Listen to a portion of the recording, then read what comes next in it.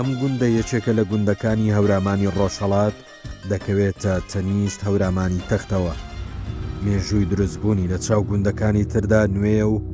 دەگەڕێتەوە بۆ سەردەمی سەیدی هەورامی. ناوبراو لە کۆتایی تەمەنی خۆیدا لەوێ نیشتە جێبووە و بناغەی گوندێکی نوێی داناوە. دەوترێت ناوی گوندەکەش لە وتەیەکی سەیدیەوە هاتووە، دوجار لەوێش بە خاک سپێردراوە.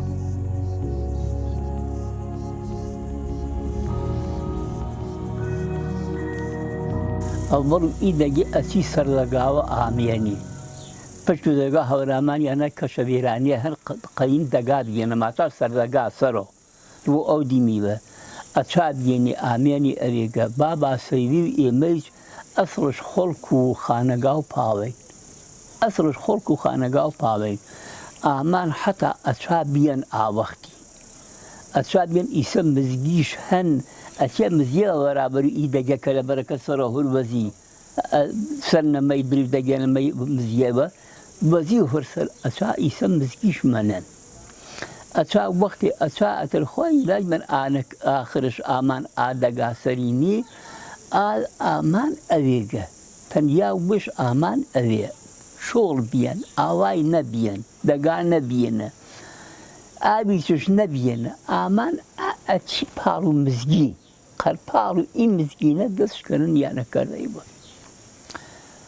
پانەریە پێسە تو گوێتەی باتەنشا بابا چوو ئیسە ئامانی ئەوێگە بابا سەیری چێشکەری ئەچێ چۆڵ و غۆڵ و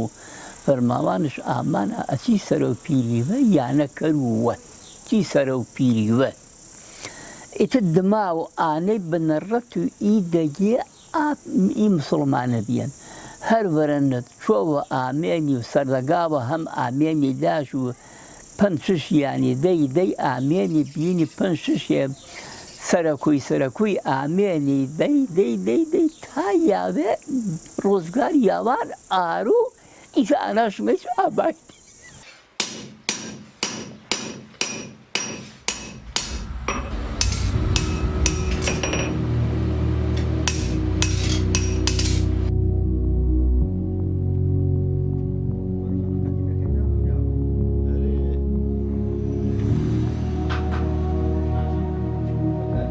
لە نێو ئەم ئاواییەدا چەند بنەماڵەیەک بە پیشەی دەستیەوە خەریک بوون و ماندوونە ناسانە خزمەتیان کردووە. یەکێک لەو پیشانە سنگەری بووە، هەتا ئێستاش بەردەوامی هەیە و خزمەت بە ناوچەکە دەکەن. پیشەی سەبەتە چنین پیشەیەکی ترە کە هەورامیەکان خۆیان پێوە گرتووە. بە توولی درەختەکان ئەم کارە ئەنجام دەدەن. چەندین کەرەستە و پێداویستی ڕۆژانەی خەڵک لە ڕێی ئەم پیشەیەوە بەدەساتون.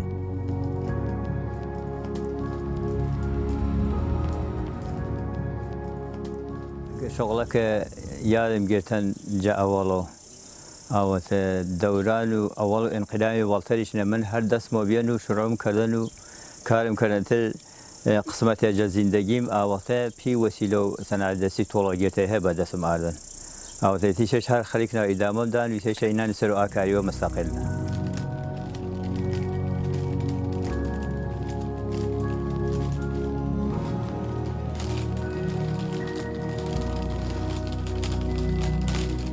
عرض خدمت نێمە دانشانە گێمە بە جوان و ماوەینە گێرمێ و لاتای گێرمێەوە کلورە هەنگ گێرمێ ماشەش پەنە سەرهەنگ مەسەلە بەین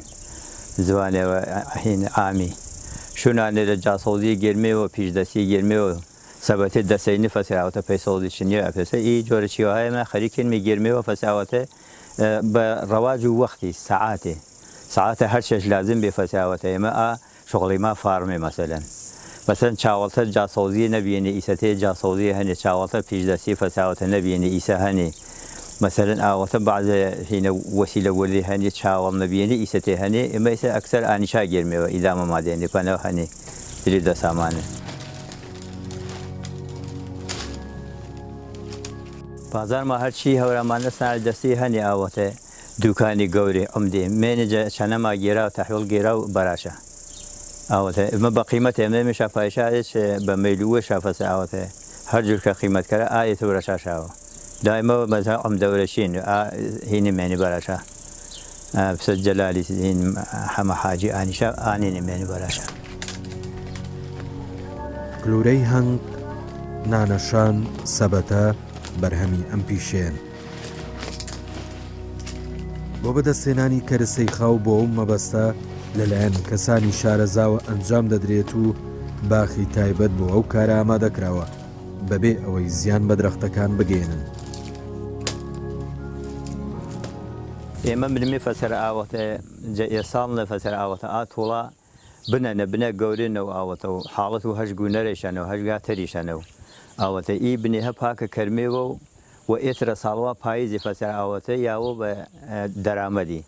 یاوە بە دەرامەدی ئێتە ئێمە ملمی مارمێش وە زەمانش کە ئێمە ئی تۆڵی مارمێ ئەگەر ساڵی فەسکەرە نەلی دەستش بازی یاخیە بیۆ ئەزنەوە فەسەر ئاوەتە جە دەرامەت گنۆ مشو گرد و ساڵەکاتۆ فەسەر ئاوەتە بری ئی تۆڵی بڕی باری فەسکەر ئاوەتە ئیسفادەش کەریشەنە ئەگەر ساڵێنە نەبڕیش ئاوەتە دەرامەت گنۆ ئەزنەوە پاکەشکەری بە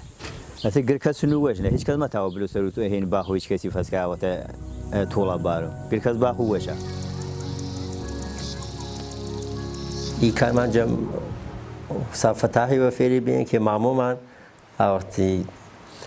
ئیسە 50 ساڵی خزمەت شەنەچی سەنعەتی ئیتا ئیسە جە تاوانای نەش کۆتەن و مەتاوە کاکر واقعان تیسەمە بینمە جانشینش وێم ناوە برایەچم هەیەخەت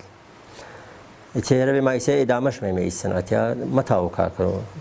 ئاوتی واتما ئیک سەنعەتی ئێدامە دێمە واقعانی سەنعەتەوە بە ئارزشاینە واقعان خزمەت بە جامیایە حیفا واقعان کۆر بۆوێ کی نازمی واقعا کۆر بۆوێ دارینێ زەنگەنە تەوەرداسە تەوەرزینە ترێشتەن کاردینە گزڵکەنە دواردینێ برنگێنێ گۆچەوەنینێ کەفەن ئاوەتی مێڵ و چەمان ئاوەتی سیلکی بێڵ و شومڕێی سیرکی شومبڕێ ئاوەتی قەیم نەبیان فەنەر مەسەن دوێنێ کوتڵە ئاسنی شاینە جەمی کەینەوە کەنیشاوەی و دلو ئاکۆرەکەی نەزۆ بشاکەین ئاین کوێنیش وەسڵ شاکەینە بە و دماوکەینشا بە کاردی گزڵکی ناڵی داری مەسەنەن ئەپاسێ چاوەڵ نەبیان کەم بوو دیش بێ واقعان ئاهان وەلی سیا الحەمدوللا چی فەنەر و ماشین چی بێ واقعان ئیستیفادە کەرمێ چیە فرعالە ئیسێ ئام شتێکی سەدان و من کەرا کێ واقعان تەشی مارامێنی پەیوەگەی جە ژیوارۆمێنی جە سلێنەوەمێنی جە بڵبەرۆمێنی چاواتە جەناوەمێنی مێوە لاوچما سەر و پیری هەورامان وەیسیا ڕۆوەرێ کەماڵات مەریوان هەن هەتا دەرەوکی دزڵێ ئەو دیمیش هەتا عێراقی چەند ئاوەتی کولەن ئی مانتەقە دەستڕەزشان بە ئێمە مێنی ئێمە نامی خزمەتشانە تەشی ماراوە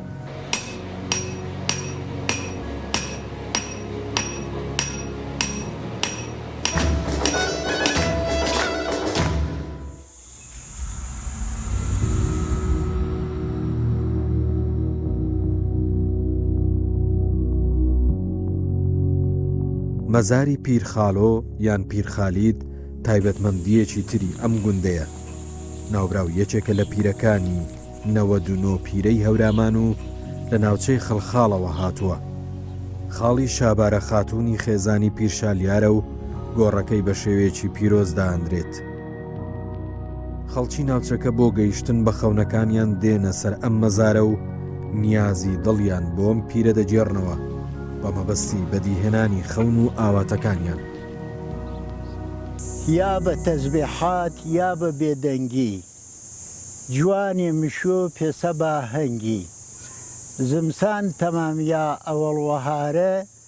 کۆبەکۆ گێڵۆ مارۆ ئاوارە کە پاییز ئاما یاگەش پەڕەنە گردش هەنگوینە دەورش هەڕەنە جوانەکە هەنگە هەنگوین ئەمەڵە والله مەسەشۆش هەر کەس تەمەڵە ئی پیرە ماچاش پەنێ پیرخاڵۆ جێ خاڵخاڵۆ ئامان حرەم و پیشەلیاری وارەزە و ئی شەخسینە ئینە لالۆ و شابارە خاتوونین حرەم و پیشەلیاری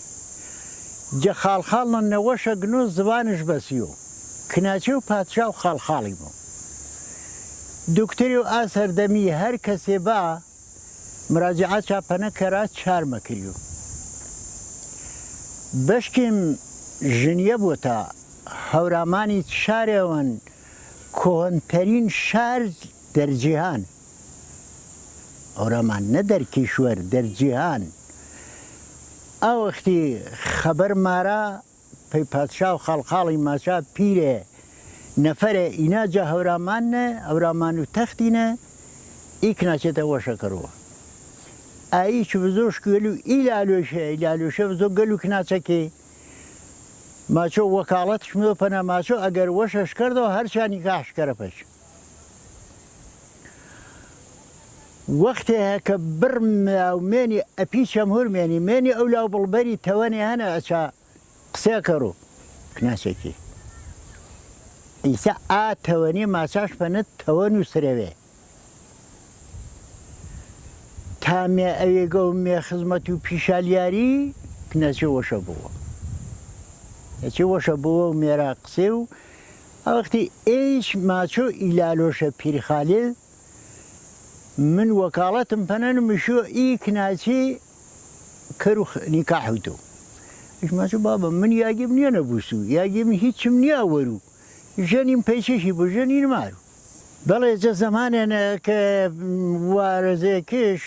شوکەرۆ چێگەممەنەوە و مستەقەڕە بۆ و شوکەرۆ بە پیشەلیاری ئاییچ وێش هەرچێ منۆوە مەلۆوەتر ماوێوە منۆوە چاد مای مێ دەگا سەر و پیرینە فەوت کەرۆ ماراش ئیاگێ وەسیەت و وێش بۆ هەڵبەت وەسیەت کەرۆ ئەچا بنیەی دێم وێش وەسیەت کەرۆ ئەچا بنیەی دێم ماراش ئەوێگە ئیسە مردمە هەر کەسی ئەتیقادش هەن پیشەخسی یۆ ماچۆ مێوێگە فاتحەش پێ زۆرە و ئاڵایەش پێی بەسۆ ماچۆ پیر خاڵە دوعات هەنە دوعا کەرە لاخوایەوە کوڕەکەم قبول بوو مەسەلەن کابرا هەن یاو گێرۆشە نەوەشە مێ ئەچا فاتحەی زۆرە و ئاڵایەش پێی کەر و ئەچا موسۆ پانیەت و یاویوە وەرمشکەوت پەرە وەش بووە مەسەلەن کابرا هەن مێ ئێعتیقادش پەنەن و مێ ئەگەر ژەنینە مێ لەمەش مەبوو حامیلی مەبوو مێ ئەڵایە مارە و فاتحە و زۆرە و ماچۆ پیر خاڵە دوعاوە خێریم پێی کەرە لاو خوایەوە کە لە من بخوا زاڕۆڵەم بۆپەن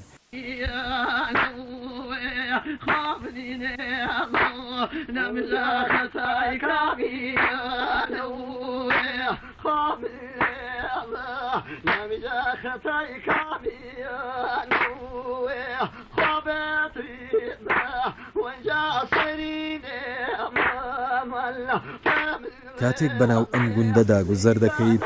یەکسەر سەرنجت بۆ باخەکانی ڕادەچێشتێت ڕەنج و ماندووبوونیان لە ناو تەلان و باخەکاندا دەردەکەوێت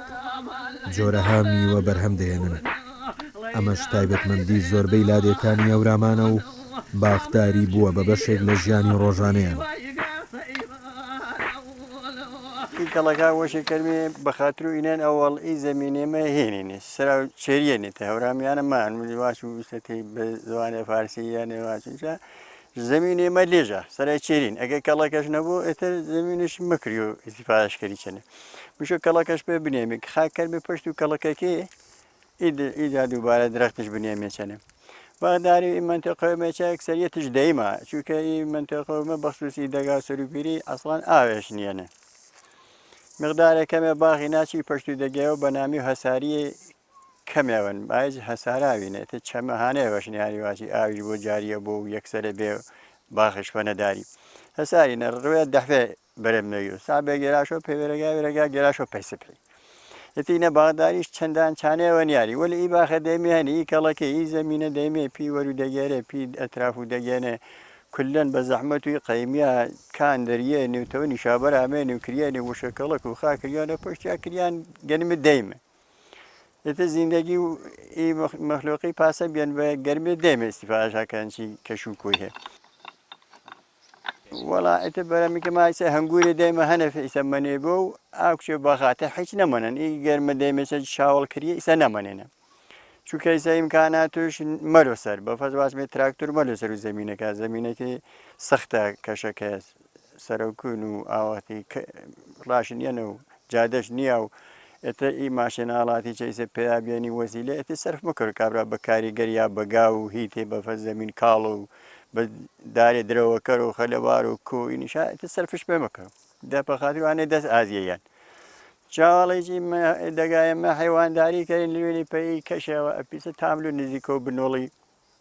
کەش و سەر و پیرین ئیسە بەخاتر و بێجادەیی کولەن تاحتێڵ کریان هەرپاسە ئاڵە فێش پڕا وشکێ باوە ئێتە کەسمەتەوە بلۆ بارۆ چووکە گران تەمامی و پێش و حیوانداری مەکەرا و ئەپاسە بێکاری منێن میوە و دواسڵام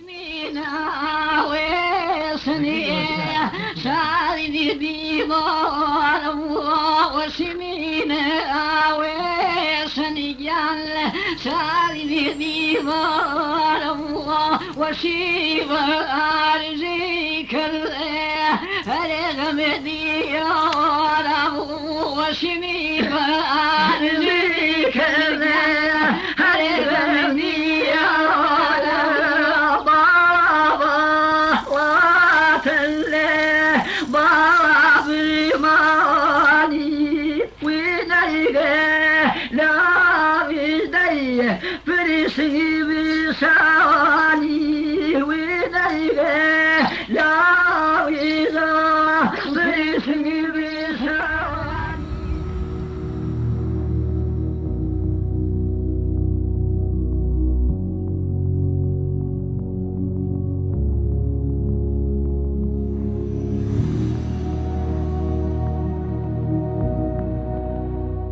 سەیدی دەفەرمێت ئەز ئور من مەکانم بێوڵاتم سەر و پیری خوای جێرتەن خەڵاتم یەکێک لە زانا و شاعیر و گەورەکانی ئەم گوندە سەیدی هەورامیە ئەم کەڵە شاعیرە هاوشانی مەولەوی و بێسارانی ناوی لە مێژوویە دەبیاتی کوردیدا درەوشاوەتەوە ناوبراو بە بناغەدانەری ئاوایی سەر و پیری دادەندێت و خانووەکەی هەتا ئێستا لەو گوندەدا ماوەتەوە و پارێزراوە سەیدی لە هۆنینەوەی شعردا لە دەرگای هەموو بابەتە شعریەکانی سەردەمی خۆی داوە بە تایبەتی شعری دڵداری و پیا هەڵدانی سروشت و شعری ئاینی طبیعین کە مامۆستا سەیدی پێسە و زانایەوە جە وڵات و هەورامانینە ئای جە تاریخ و حەدیاقل 6 ساڵە ئیلا 170 ساڵا چێوەڵتەنە جە هەورامانە بەعنوان و عالمێوی دینی و بەعنوان و کەسێ و کە تاوانش عارفیش بوونە و زوانی شعریش بوو و حتا دیوانەوە شاسەنجیای و قورآانەوەش نوویسن تەبیعین نەفەرەوە بیان چی هەورامانە ناوبانگ بیان جە زەمان و وەش نەتاوانش کاریگەریش بۆ ملو جامیعایرە پێسە و عالمێوی دینی وەشون و وێچرە چونکە وڵات و هەورامانی کەمتەر شۆهرەت و ماندگاریش بە جۆرەوە بیان و کەمتەر نامی و گەورە کاشمەنێن نامی مامۆستا سەیدی منێنە ئیسە هەرپی بوونەوە مامۆستا سەیدی تاوە هەم مەحاڵ و هەوراماناتی و هەم ئاوایی سەر و پیری و هەم تایفە مامۆستا سەیدی بەعنوان و ڕەشەڵەک و مامۆستا سەیدی بەجبەری معرەفی کردەوە ساڵانەی چیلاو چەولاوە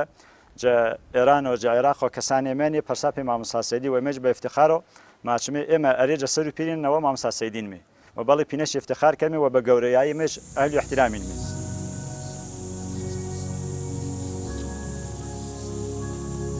مامۆستا سەیدی نامێش سێ محەممەد سولەیمانە کوڕ و سێ مەحموودین کوڕ و سێ زەکریاین جە سادات و خانەگا و پاوەین مامۆستا سەیدی جە ساڵ و قەریب و 1995 هیجری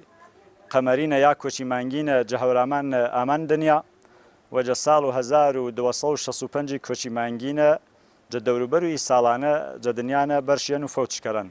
مامۆستا سەیدی پاجۆرە کە ئێمە ژنیان ماجە قەیمیا و ماوە جە هەورامانە دەورانی سەرەتایی تەحسیڵاتیشدان سەر و فەقیەتیش وەنان پێی گێرتە و مەراتیبی سەرتەروەنای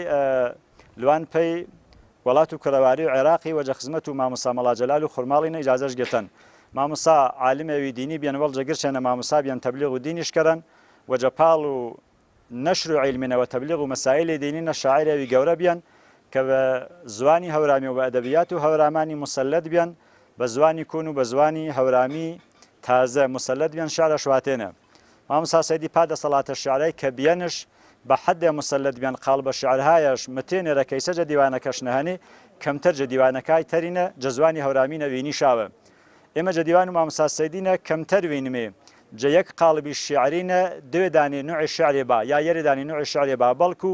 هەر قەتعە شعر و مامۆستا سەیدی ئەکسەرەن قاڵبێ شعرین ئینەش نیشانی و دەسەڵات و مامۆستا سەیدی نەسەر و قاڵبە شعریەکارە مامۆستا سەیدی یەرێ وا دیێنە شعرە شواتێنە جەوادی عشقی مەجازینە کە بۆ بە دوێ بەشێ عشق بە ئینسانی معشوقی ئینسانی کە چی بارەوە چەند قەتعی شعرێشانێ کە جەدلێشانە نامی و نیشاتی و ڕێحانی و ئەمسالی و نیشابری و جەبارە و عشق بە تەبیعەتی و کۆساڵان و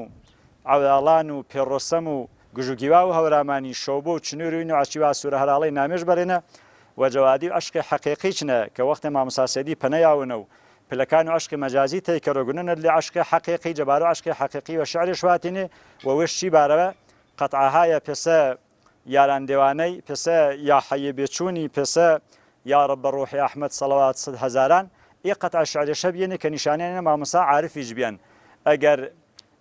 قەتعەوە زەمانیجە عشقی مەجازینە قسێش بێنێ ماوەوێ چەرجە عشقی حەقیقینەوە عیرفانی واقعینە شعرەش بێنە و پەی ئێمە دەبیات شاسەنجیان هەرچەند من چی بارەوە کارەوی گەورەم نەکەرن ئەمما شەوەکەوم پێوم نیشتە بێنێرە چی بارەوەواتم بابعزە گێڵ و بوستان و شێخی سعدینە تەطبیقێ دەوچن و ئەدەبیاتەکە مامۆستا سەیدی شعرەکەش بە دوێر دانە شعرا بەرخوردم کردوە یادداشتم کردی بەعنوانی میسالی شێخی سعدی جە کتێبش نەماچۆ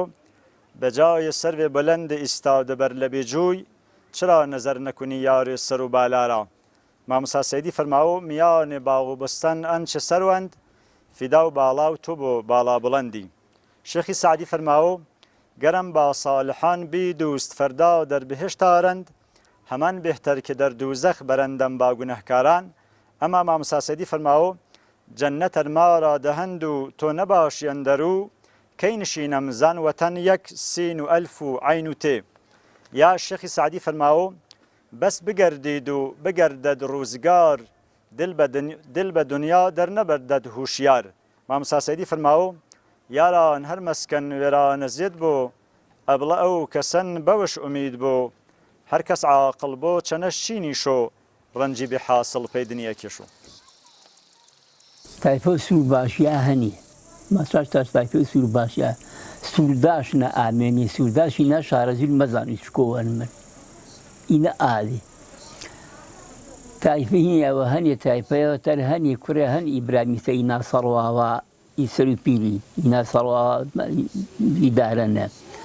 ئانیز هەر خۆرک و شارە بابا و ئالیشا خۆرک و شارە زووری بیەن شارە زوور نە ئامان حاڵیتە ئامان ئەوێگە بۆنە ئیتە ئامان قسمەتی ئان ئەوێگە ئینە دوێ تایفێ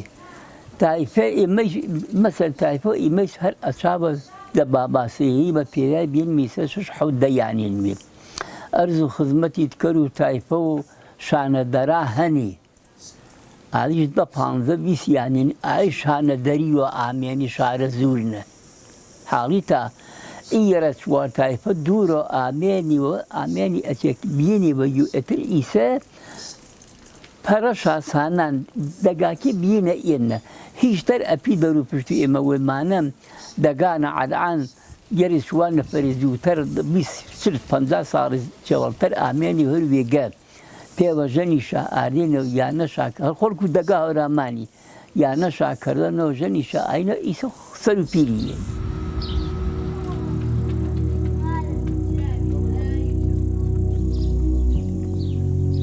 سەروپیری یەکێکە لەو گوندانەی هەورامان کە پیرۆزیەکی تایبەتی هەیە مەزاری چەندین زانا و پیاوچاکی هەورامانی لەخۆ گرتووە پێویستە بە گرنگیەوە لێیان بڕوانین چونکە دوجار ئەوانە ناسنامە و پێناسەی کورد بوونمان دیاری دەکەن.